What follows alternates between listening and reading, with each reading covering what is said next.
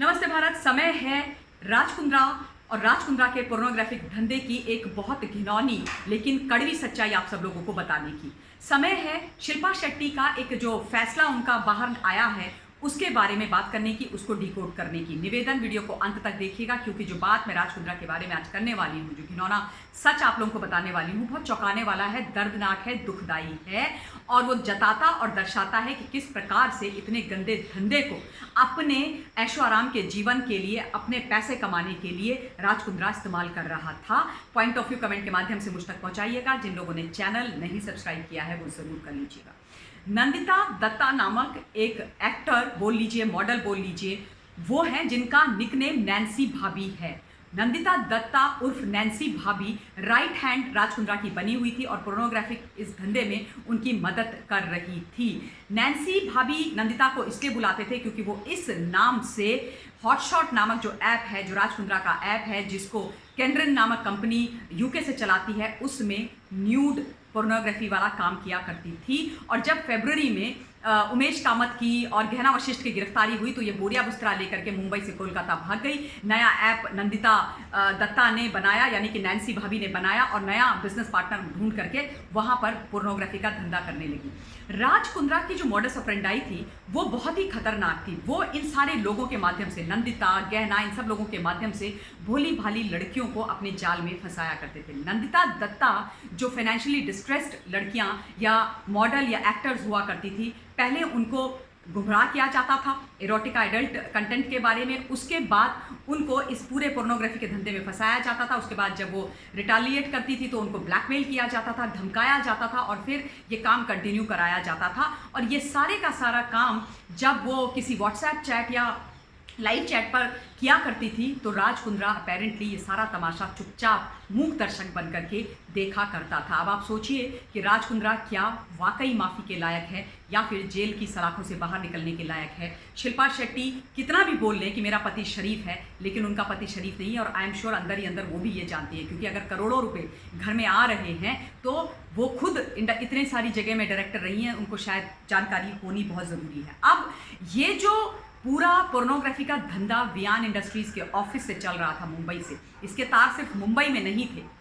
राज कुंद्रा इस पूरी पोर्नोग्राफिक धंधे का और इस अय्याशी और इस पॉर्न फिल्म यानी कि ब्लू फिल्म का बेताज बादशाह बनने की कोशिश कर रहा था। इसलिए जैसे होता है ना, जब भूकंप आता है तो एक जगह एपी सेंटर होती है और उस भूकंप की जो कंपन होती है वो बहुत दूर दूर तक महसूस की जाती है, वैसे ही इस पूरे ब्लू फिल्म इंडस्ट्री को जो तैयार करने की कोशिश की जा रही थी, उसका जो एपी सेंटर था वो मुंबई में वियान इंडस्ट्रीज यानी कि राज कुंद्रा का ऑफिस था। और इसकी जो कंपन थी, इसकी जो तपिश थी, इसके जो झटके थे वो लखनऊ और कानपुर, उत्तर प्रदेश तक महसूस उन लड़कियों ने किया जो फाइनेंशियली डिस्ट्रेस्ड थी और जो काम पाना चाहती थी और फिर वो इस जाल में फंस गई, कभी बाहर नहीं निकल पाई।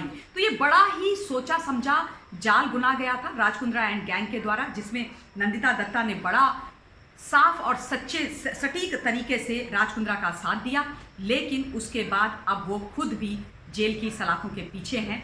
उनके खिलाफ एक निकिता नामक एक मॉडल है, जब उन्होंने एफआईआर करी, इनके नाम लिए, तो फिर कोलकाता के अंदर नंदिता की और एक और की गिरफ्तारी की गई है। निकिता जो एक मॉडल है, उन्होंने बोला है कि उमेश कामत ने मुझे ऑफर दी थी न्यूड कंटेंट देने के लिए राज कुंद्रा के ऐप हॉटशॉट के लिए और मुझे 25,000 रुपये पर डे पे करने के लिए भी कहा था, but I declined that offer, यानी कि मैंने वो ऑफर लेने से मना कर दिया।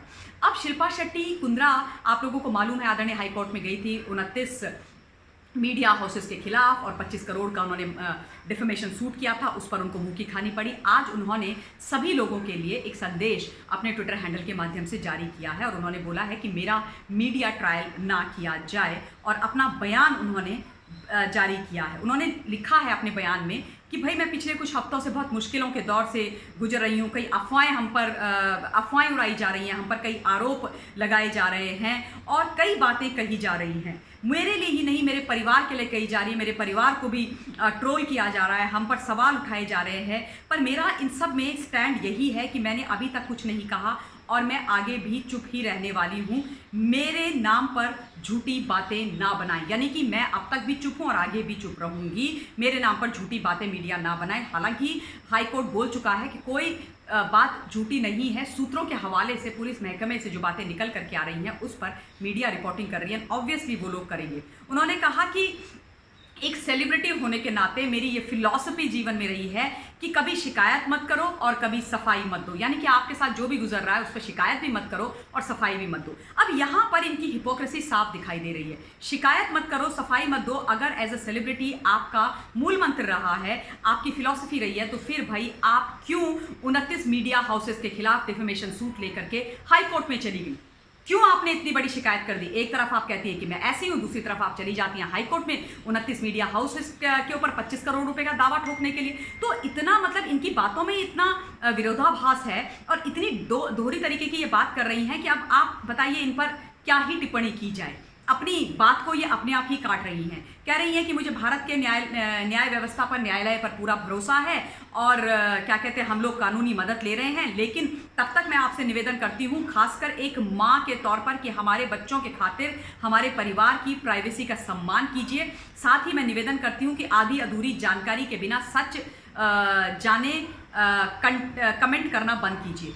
बिल्कुल आपके बच्चे हैं और आपके बच्चों का भविष्य बहुत अच्छा हो और वो खुश रहें, लेकिन वो लड़कियां जिनको पोर्न के धंधे में, यानी कि ब्लू फिल्म के धंधे में, यानी कि अश्लील पिक्चरों के और गंदे काम में धकेला जा रहा था आपके पति के द्वारा, क्या वो किसी की बेटियां नहीं थी? क्या वो किसी की पत्नियां नहीं थी? अगर उनकी शादी हो रखी थी, क्या वो किसी का परिवार नहीं था? तब क्या किसी ने उनके बारे में नहीं सोचा? आज जब खुद पर बीती तो याद आ गया। हाँ, बिल्कुल मैं आपके साथ हूं कि आपके बच्चों पर कोई इसका इफेक्ट नहीं होना चाहिए, दोनों बच्चों पर कोई आंच नहीं आनी चाहिए और कोई ऐसा करेगा भी नहीं। लेकिन जो सच है वो अवश्य बोला जाएगा। और काश ये बात राज कुंद्रा को शिल्पा शेट्टी कुंद्रा ने समझा दी होती कि इस गलत धंधे में, चाहे वो इरोटिका का बिजनेस ही क्यों ना था, एडल्ट और बोल्ड कंटेंट का बिजनेस क्यों नहीं था, कि इस बिजनेस को बंद करो। इससे बहुत परिवार बर्बाद हो सकते हैं, बहुतों के बच्चे बर्बाद हो सकते हैं, बहुतों के माँ बाप को शर्मिंदगी महसूस हो सकती है, लोगों के घर उजड़ सकते हैं। लेकिन तब ये सारी नसीहत जो आज मीडिया को दी जा रही है, जब खुद पर बीती, जब खुद के पति जेल हैं, शिल्पा को याद नहीं आई। उन्होंने बोला कि मैं कानून का पालन करने वाली भारतीय हूँ